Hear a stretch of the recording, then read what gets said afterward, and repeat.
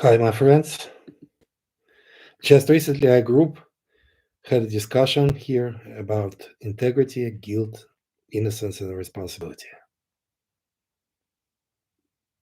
And some of our family contacted me personally regarding recent Almin's post about three shortcomings of the original ones: greed, sexual misconduct, and dishonesty, and how to make harmonious connection between principle of innocence and principle of shortcomings. If there's only innocence, then nothing is a shortcoming. Looks like we still need more clarity here. First of all, we look at all of this beyond the concepts of sin and guilt in a traditional religious understanding. Is it not the same as shortcomings? No. There is no connection between guilt and shortcomings. Can we potentially commit shortcomings? Yes.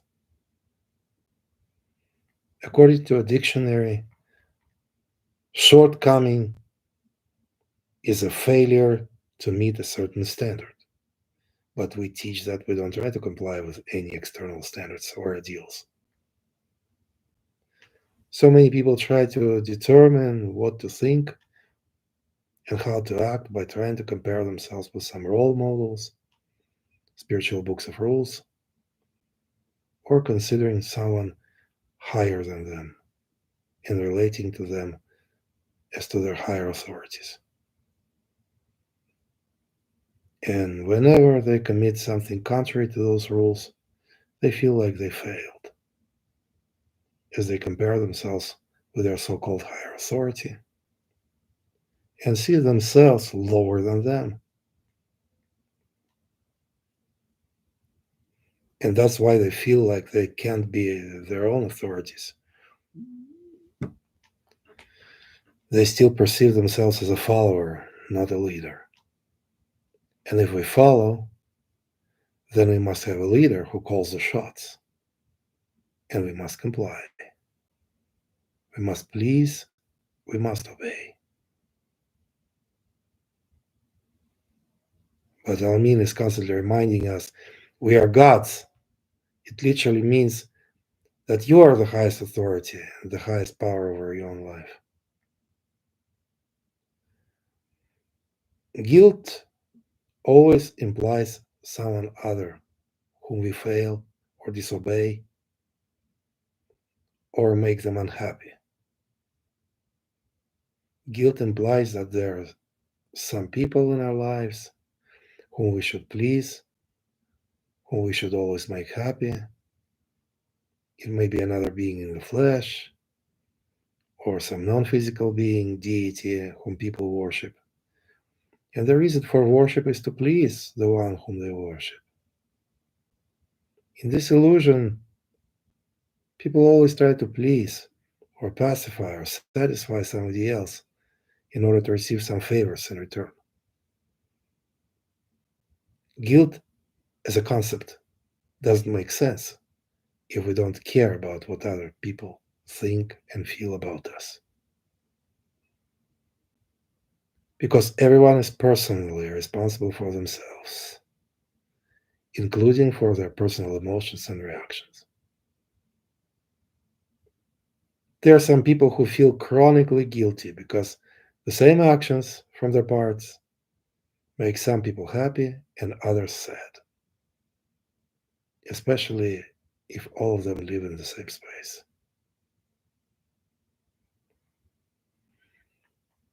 So, what's the solution?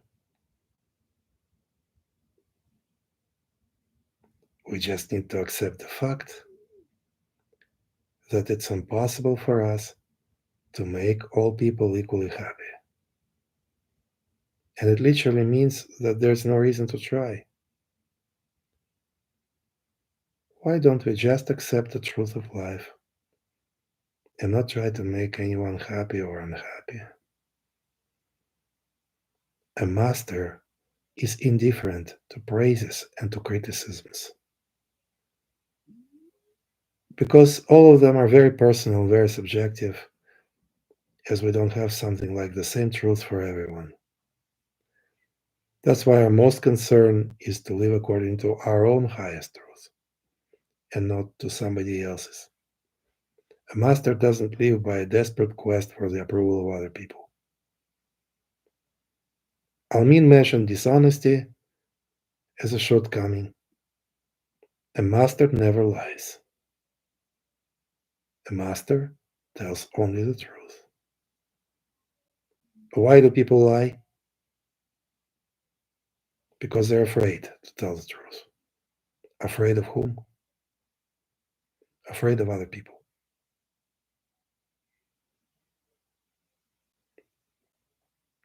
There's a reason why they're dishonest.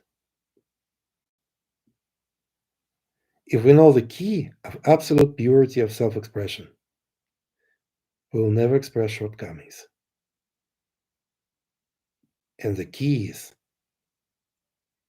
absolute absence of fear of man. Absolute absence of fear of man. It solves the issue of dishonesty because if you're not afraid of people, you always tell the truth because you're not afraid of consequences, because you just don't intend to create consequences. And it's absolutely possible by the power of your mastery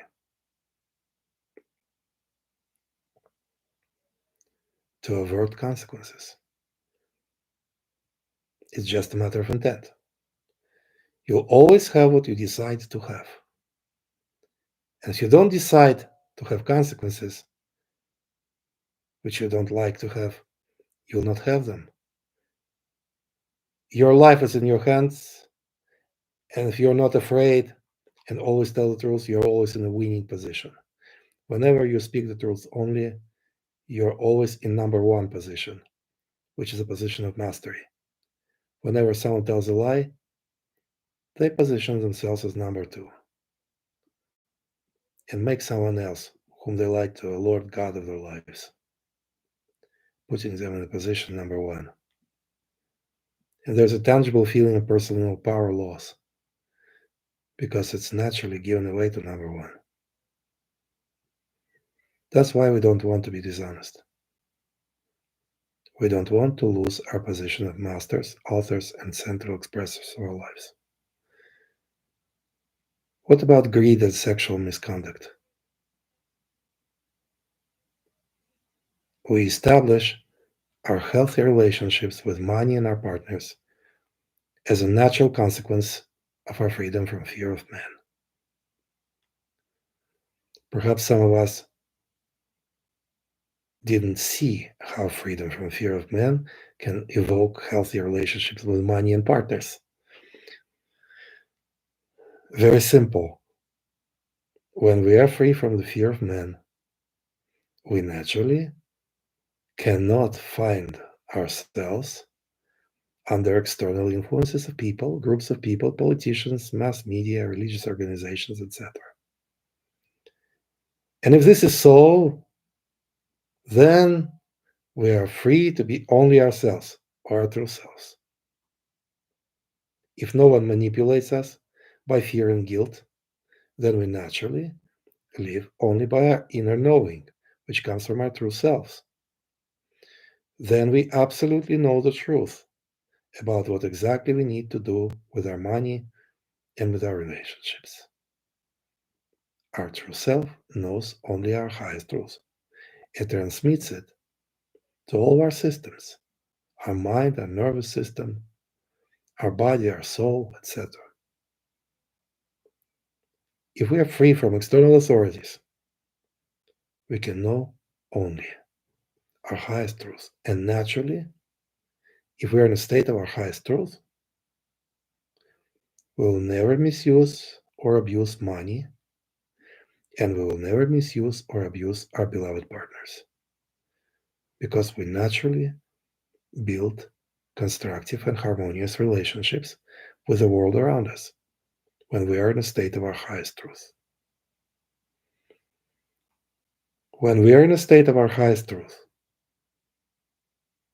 We want to create, we want to be productive, we want to work, and we're not able to sit idly and do nothing and try to live at someone else's expense, which is greed.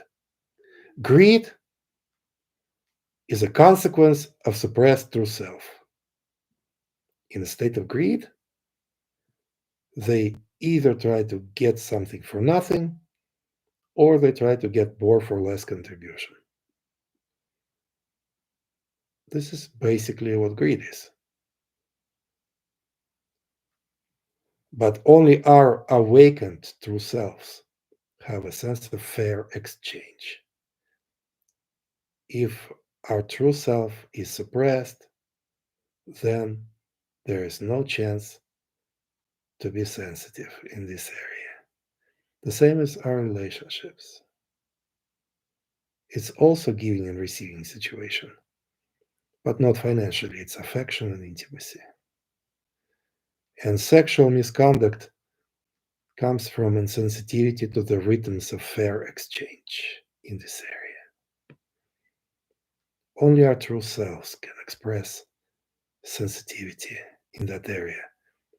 But if our true selves are suppressed by fear of men and by being people pleasers and living under the influence of other people's wills, then there is no chance to escape misconducts in those areas.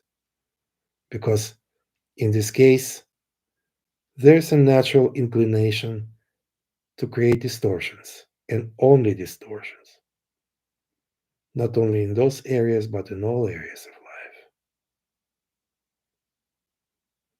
That's why it's important for us to understand that in our self work, we don't try to deal with every single distortion on case by case basis, but we need to go straight to the root.